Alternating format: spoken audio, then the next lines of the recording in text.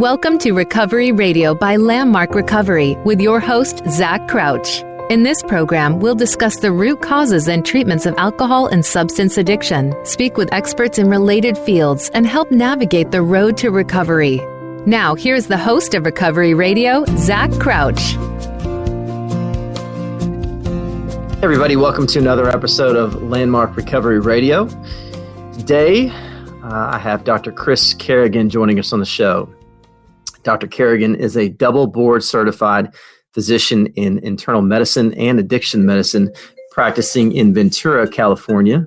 He is also director of addiction medicine at Community Memorial Hospital and teaches residents in the internal medicine, family practice, and psychiatric residency programs. As I always say on the episode before we start, guys, please hit that subscribe button. Tune in each week. We have wonderful guests like Dr. Chris Kerrigan joining us on the show to talk about anything that really affects the world of addiction and recovery news and knowledge. And you can find us online wherever you get your podcast. With that being said, Dr. Kerrigan, really happy to have you on and grateful to have you as a guest. Thanks for coming on the show today. Oh, thanks for having me. You know, I always ask this question to our guests. When you got started in this field, in the addiction recovery field, what got you interested in this particular sector of medicine? Simply, I was an internal medicine resident, and those were the patients that weren't getting better, whether it was in the clinic or the hospital or the ICU. You know, those were the patients we saw again and again, and I wanted to get better at it to help the patients get better. One of the things I noticed when I was working in the hospital for a detox unit, it was pretty common for us to get phone calls from whether it was internal medicine people or just anybody who didn't have, you know, like the certification, you know, the board certification for addiction behind them. And I'm wondering if you've seen any of that change, where what I mean by that is, do doctors, primary care doctors, et cetera, even people who are in different, you know, facets of medicine, do they feel any more comfortable today, at least engaging with those kinds of people, you know, the people that come through that struggle with substance use? Yeah, and I would say that that's very regional and dependent on where you trained. So there are still plenty of physicians that just do not feel comfortable at all. They don't feel comfortable treating alcohol withdrawal or, you know, the basics of alcohol use disorder or medications for it.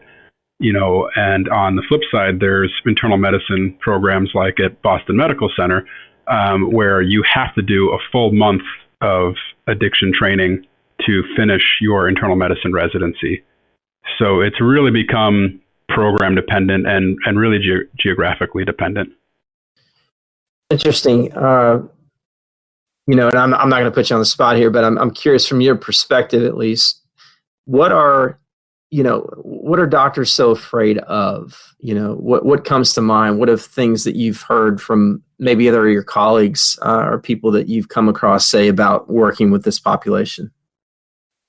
Yeah, and that's a good question and a very complex question with a lot of components to it.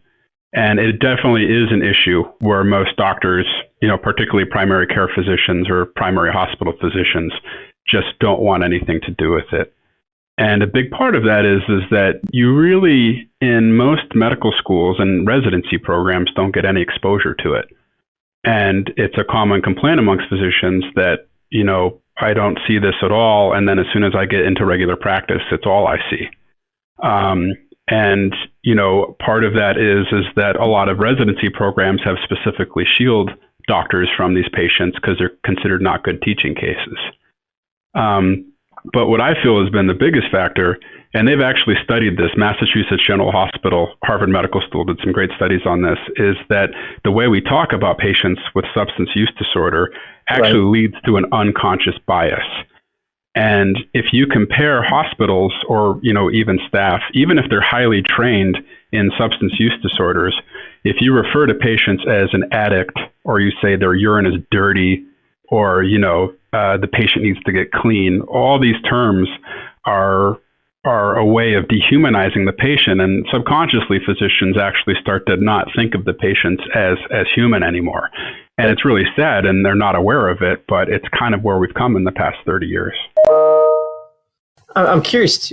I think this is something that's been brought up in the program before. We had another physician on the call on the podcast, and I believe that he had mentioned something along the lines of like medical schools are basically preparing you to pass an exam. Obviously, you're getting training. You're learning how to do certain things. I mean, when you're, I guess that'd probably happen more residency. I'm not a doctor, but bottom line is that they're not really teaching things like what you just said, like, good bedside manner, the language that physicians use, et cetera. And is it primarily that's the goal? Is it, to mainly prepare physicians for that matter, to be able to pass a certain exam? I don't think that medical schools would say that that's the goal, but there was a culture in the United States that probably the two most important factors for getting a good residency are where did you go to med school and what were your USMLE scores, right? And your USMLEs are 3 tests you have to take in residency, and your scores determine everything. I don't think that there's a huge correlation between how good your USMLE scores are and what kind of physician you're going to be. And oftentimes you saw it in medical school. There were the medical school students that spent extra time talking to patients and learning how to communicate and how to work up a patient and be a good doctor. And there were medical students that went home and drew the Krebs cycle over and over and over again so they could regurgitate it on a test and get those astronomical scores on the USMLE. The good news is they've actually made the step 1 pass-fail starting this year, which I think is a big improvement, because I think that's not a good indicator, and we got too hyper-focused on who is getting the best test scores. Another caveat to that is that the United States has always had more people applying for residency than total residency slots, so they have to figure out a way to cut people out. And a lot of people are very nervous that you go through 4 years of medical school and you don't match. What did you just do for the last 4 years? Ouch. Right. Yeah. So I think it was a combination of issues that we got hyper focused on test scores and not learning how to be, quality physicians with good bedside manner. I don't want to spend too much time on this, but it is a question I want to raise up. Just, okay, so you go through 4 years of medical school. You've got a tremendous amount of debt. And let's just say that those folks don't land anywhere. What happens to them? Where do they go then? Mostly they reapply. So you take a year, you go volunteer at a hospital, you get a master's degree in clinical science or public health, and you reapply. But some just never make it, and they end up working. I've heard of people working sales for pharmaceutical companies or trying to get into teaching somehow. I read an article recently about how somebody actually went back to nurse practitioner school because they couldn't match. So they went and started over as a nurse practitioner just because they wanted to see patients so bad. But yeah, it's a scary situation, and I'm glad I never was in that situation. But I don't know what I would do in that case. So I want to shift the focus. I know that you're in a hospital, and obviously we're still in the middle, although things are getting better with this pandemic. What have you seen, or what are you continuing to see in terms of an increase in the amount of alcohol and drug use during this pandemic in your hospital? They're both up. And I actually started in my current position back in September, and that was a part of it because they actually didn't have any addiction docs at the hospital. And that was part of bringing me on. But we know from the national data that alcohol sales are way up since COVID started. We know the overall overdose rates are way up, and we're seeing a lot more of everything, infected joints and alcoholic hepatitis, and across the board, things related. We're just seeing more and more of it come into the hospital. So you did actually see that article that came out in the LA Times where the hospitals were seeing a 20 to 30% increase. It looked like in what was it, alcohol-related illnesses like alcoholic hepatitis and liver failure during this pandemic. Yeah, I didn't read that particular article, but that's been national data. There's been a lot of articles on that. Yeah. I was talking to, I think it might have been another physician, but they said to me that at least within the United States, retail sales of alcohol were up 20 to 30%, and then online sales of alcohol were up 400%. Yep, that sounds about right. So, you mentioned in the beginning that month-long training is what's happening, you said, in Boston, right, at their General Hospital. So even to me, that doesn't seem like a whole lot of time, but it's certainly better than, I've talked to some of the folks here at University of Louisville Hospital, and they were lucky to get, like a grand rounds training, during their rotation. So I know you teach residents about the different aspects of medicine, but how has the hospital training on addiction changed from when you were in school versus what type of training you provide today?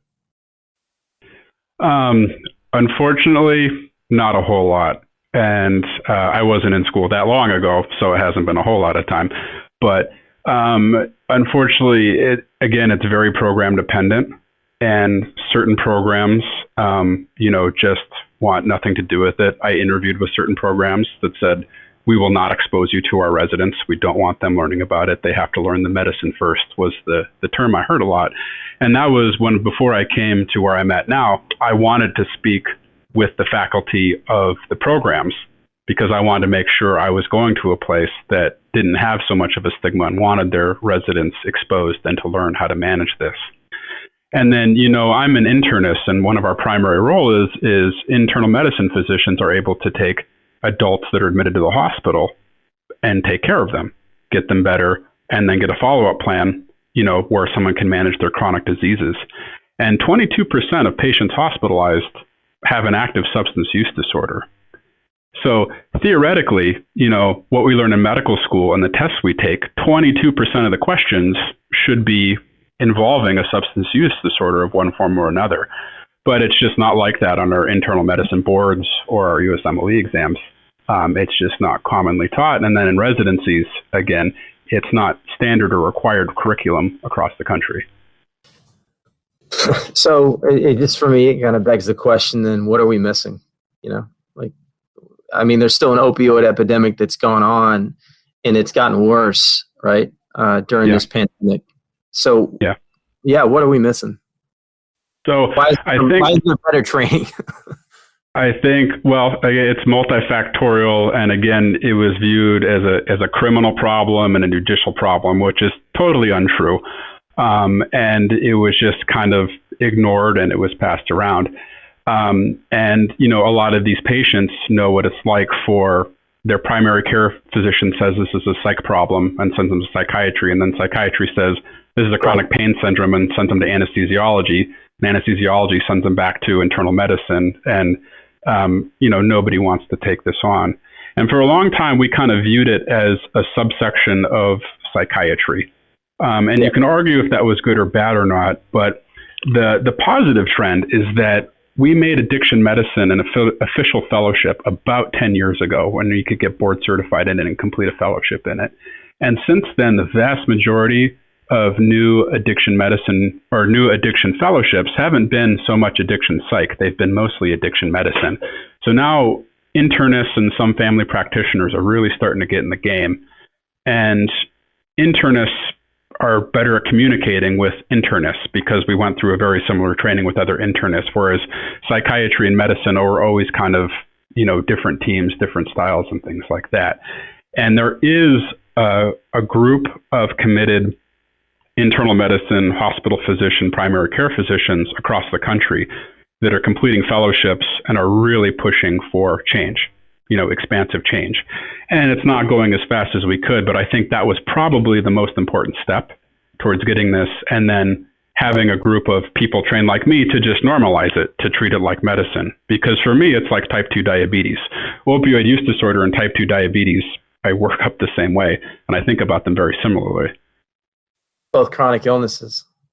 Both chronic illnesses. If you look at what type 2 diabetes is, it's essentially you eat so much sugar that you burn out your insulin receptors and you get chronic side effects as a result of it, right? And if you look at opioid use disorder, you take so many opioids that you lose that mu opioid receptor response and that dopamine response, and you get a lot of chronic side effects because of it. And in both cases, once you have the diagnosis, it's a lifelong diagnosis. You can get better, but it's always going to have to be monitored by a physician. Are the rates of lethality, about the same too, Dr. Carrigan, between those two examples, between addiction, substance use disorder, and type 2 diabetes? That's a good question. I'm not sure quite how you'd quantify it. The problem with type 2 diabetes is that you can die from type 2 diabetes, but it complicates just about everything else. So if you're more likely to die of a heart attack, you're more likely to have a stroke, you're more likely to have kidney failure. Yeah. But I will say that opioid use disorder, if you looked in terms of life years, then opioid use disorder would win hands down, because it just, the mortality is a much younger life, age range. People don't normally die of type 2 diabetes in their 20s and 30s, whereas opioid use disorder, people die all the time. That's a really fair point. Yep. Yeah.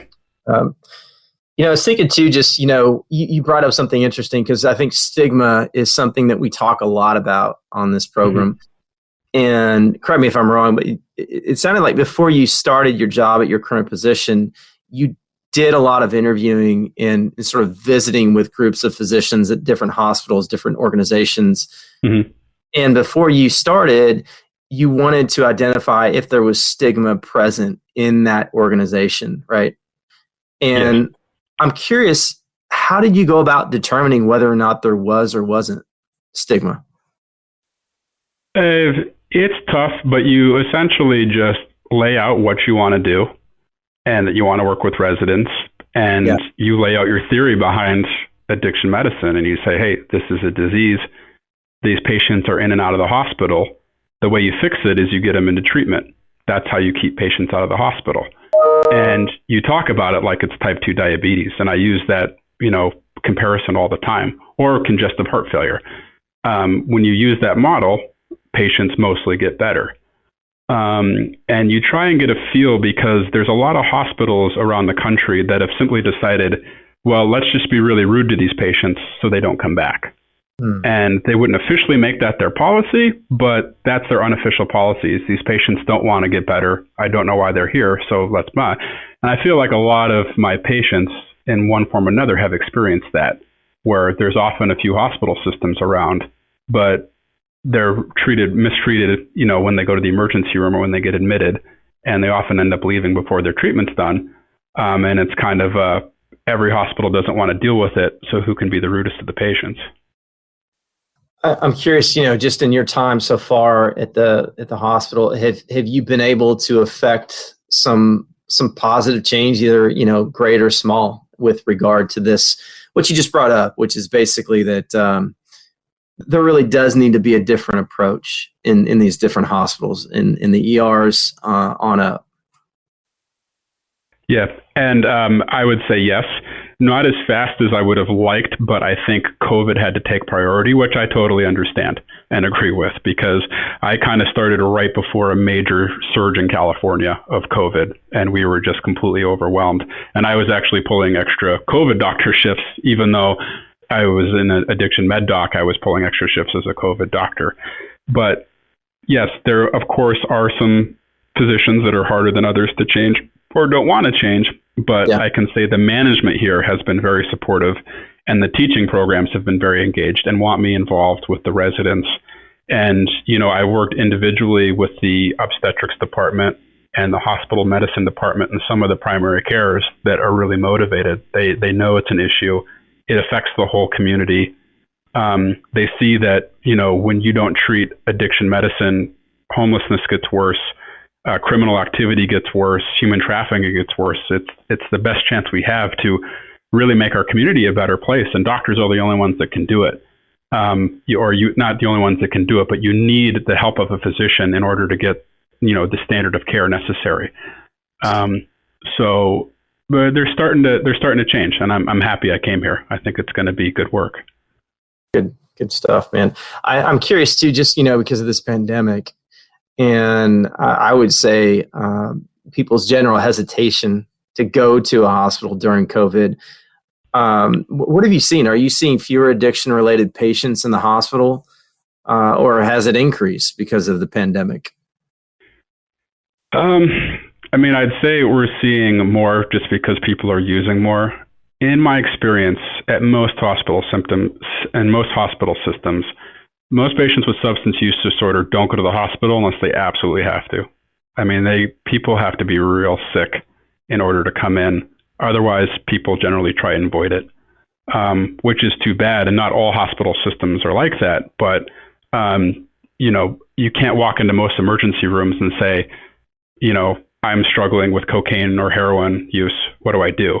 They're going to say, well, stop using. And they're going to send you on your way, which is not, standard of care. But most emergency room docs will just say, well, I wasn't trained on this, and stop using. And most primary care physicians don't want to take it on. So people have been mostly kind of stuck. So in general, most of these patients don't come to the hospital unless they absolutely need to. I always like to end the show too sometimes with asking the question, when you obviously were going through med school and you had to read a lot of books on biology, different, training, things like that to get you prepared for med school. But has there been a book that you've read either recently or historically that really shed a good light on understanding people with this substance use problem? Honestly, no. I've read some decent books on it that I thought gave some good perspective, particularly on the human side of it. In the Realm of Hungry Gross was an excellent book, and I've read some really good ones. But from a pure scientific and clinical perspective of this is what it is, this is the mechanisms behind what's going on, these are the up-to-date treatments, and this is how to treat it, I haven't read one. There's an official addiction medicine book for fellowship that's about 1,000 pages long. I read the whole thing, and there were some interesting tidbits in there. But I want a book out there that's like how to treat diabetes or how to treat congestive heart failure. I want to be talked to like a doctor that's just very pragmatic and practical. This is what's going on. This is how you treat it, and this is how you follow up, and just gives all the scenarios with practice questions. And I haven't found that yet. I'm actually applying for a grant from the state of California in order to help write some clinical scenarios and practice questions, just very practical, in order to help teach the residents. Because I get asked this a lot, what's a good resource for how to treat patients with substance use disorder in the day-to-day context? And I have to say, I don't know of any. If you find it, let me know. Well, you bring up an interesting point. I think that I could probably learn something from just understanding at a very basic level, like the chronic illness of, type 2 diabetes as an example, just how the mechanisms and how the body functions, in a chronic illness sense, the same way with substance use disorder. I think one thing that really has changed my life in terms of my outlook towards this population, and it's basically standard reading, it's required reading for our clinicians at Landmark Recovery, is a book called The Body Keeps the Score. And it's really about a book around PTSD and trauma. And anybody who reads that book, every time I talk to them after they have read it, it's almost like an aha moment for them where they say, now I can kind of understand better why people use substances now. Yeah. We know about 80 to 90% of the people who have a diagnosable substance use disorder is that those people have experienced, at some degree, greater or lesser trauma in their life. So yeah. Well, I haven't actually read that one, so I'll have to check it out. And and it sounds good, and maybe I'm just coming at it from a nerdy doctor perspective, but again, I think what's really missing in the doctor's realm is just that again, very practical, like this is the science behind it. This is what we do, and this is how we treat it. Gotcha. Yeah. Well, I appreciate that perspective, and it's been a pleasure having you on the show today. Yeah. Yep. Well, thanks for having me on, and it was good talking to you. Thank you. I always end the show by saying, if you know someone who is struggling with an addiction and you're searching for answers, you can also visit us at landmarkrecovery.com. And there you will learn more about substance abuse programs that are saving lives and also empowering families. It's a very important point there. And until next week, guys, I'm Zach Crouch with Landmark Recovery Radio, wishing you well.